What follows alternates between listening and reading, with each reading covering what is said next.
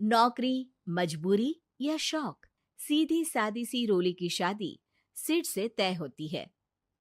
शादी के बाद तुम नौकरी करना चाहोगी? नहीं नहीं, बिल्कुल नहीं।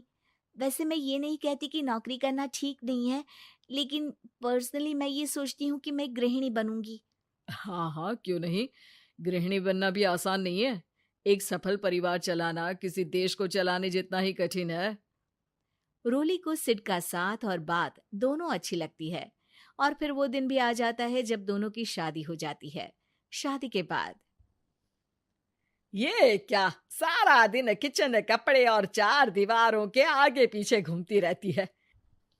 जा बाहर निकल कर देख, कितनी स्मार्ट लगती हैं वो औरतें जो नौकरी करती है। हाँ, अच्छी तो लगती है सासू माँ, लेकिन मैं नौकरी नहीं कर सकती। मेरा मन घर के कामों में ही लगता है। अरे मेरी बेटी तो कमाती है, अपने को फिट भी रखती है और सास को भी खूब शॉपिंग करवाती है। अच्छी बात है ना सासू माँ। मैं तो जो है उसी में संतोष मान लेती हूँ। बरकत होनी होगी तो इसी में भी हो जाएगी। ये बोलकर रोली चली जाती है। एक दिन सास की सहेली घर आती है, जहाँ रोली उन्हें चाय के साथ कई तरह के पकवान बनाकर खिलाती है। अरे वाह, तेरी बहू तो बहुत गुणी है। कितना सब बनाकर ले आई। मेरी वाली तो ऑफिस से आकर 2 रोटी ही सेक दे तो समझो एहसान कर दिया। अरे ऐसा ना बोल। तेरे घर में 2 कार, 4 मंजिला मकान, और तेरे लिए जो वो अपने पैसे से साड़ी लाती है वो भी तो कितनी कीमती होती है। अरे मेरी वाली तो बस सारा दिन इन्हीं 2 कमरों को ताजमहल बनाने में लगी रहती है। सहेली चली जाती है। कुछ समय बाद रोली को एक सुंदर सी बेटी होती है। अरे क्या सारा दिन उस बच्चे में लगी रहती है। माँ, मुझे ना 1 मिनट भी छोड़ने का मन नहीं करता। देखिए ना, कितनी प्यारी है। मैं ना इस हर पल को एंजॉय करना चाहती हूँ। अरे हाँ हाँ, हमने भी बच्चे पाले हैं, हम भी जानते हैं कि कितने प्यारे होते हैं, और अपने बच्चे को बढ़ता हुआ देखना कितना अच्छा लगता है। लेकिन एक दिन अचानक और रोली, एक बहुत बड़ी घटना हो गई। एक शॉर्ट सर्किट से पूरी दुकान जल गई। ओह, अब अब क्या कुछ समझ में नहीं आ रहा कि कैसे घर चलेगा। घर की पूरी गाड़ी पटरी पर लाने के लिए कई साल लग जाएंगे, और वापस पहले जैसे होने में भी बहुत टाइम लग जाएगा। रोली रोली कुछ सोचती है, फिर अपने 3 महीने के बच्चे को देखती है और कहती है, आप कहें तो मैं नौकरी शुरू कर दूं? माँ मुन्नी को देख लेगी, फिर शाम को तो मैं घर आ ही जाऊंगी। सिड कुछ कहता उससे पहले ही उसकी सास वहां आ जाती है।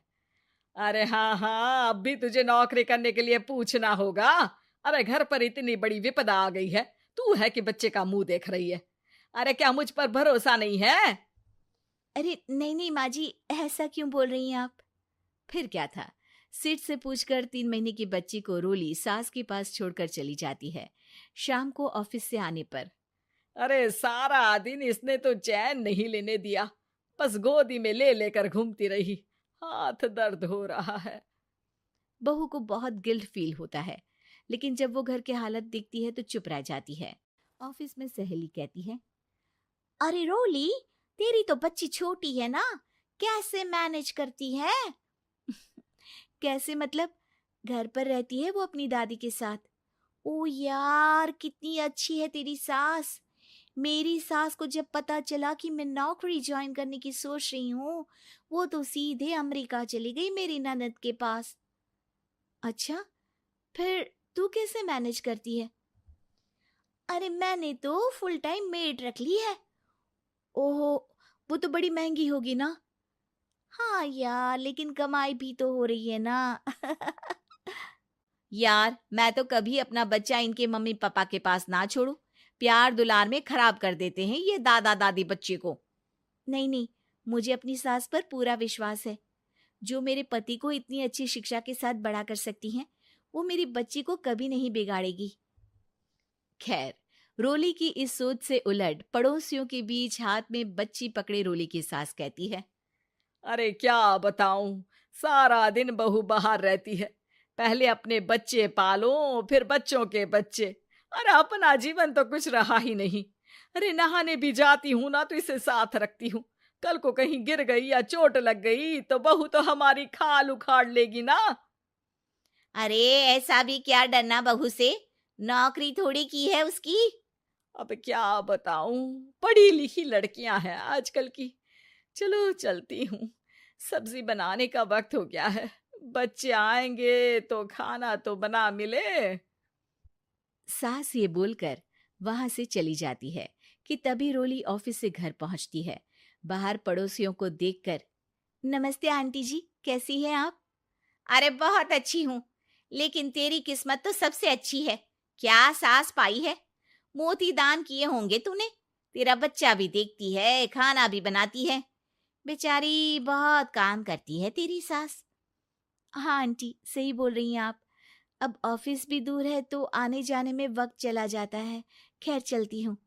हाँ हाँ बेटा जाओ, गर्मा गर्म खाना खाओ। रोली घर आती है, जहाँ सास एक बार फिर छोटी सी मुन्नी की शरारतें गिनाने में लग जाती है। अरे आज तो इसकी वजह से मुझे 2 बार कपड़े बदलने पड़े।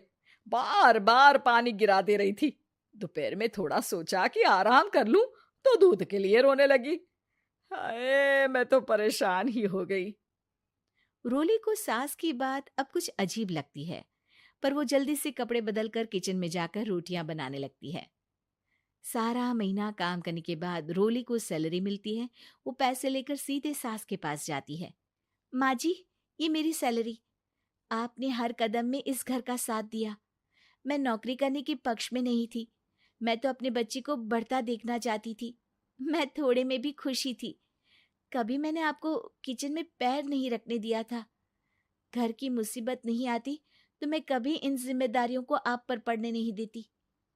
अब सास समझ चुकी थी कि उसकी गलती कहाँ है। हाथ में पैसे देखकर कहती है, मैं पढ़ी लिखी नहीं थी तो पति ने भी कभी पैसे हाथ में नहीं रखे। बेटे ने भी गल्ला संभाला, लेकिन तूने मुझे समझा। ये मेरा सम्मान है कि एक बहू होकर तूने पूरी सैलरी मेरे हाथ में रखी।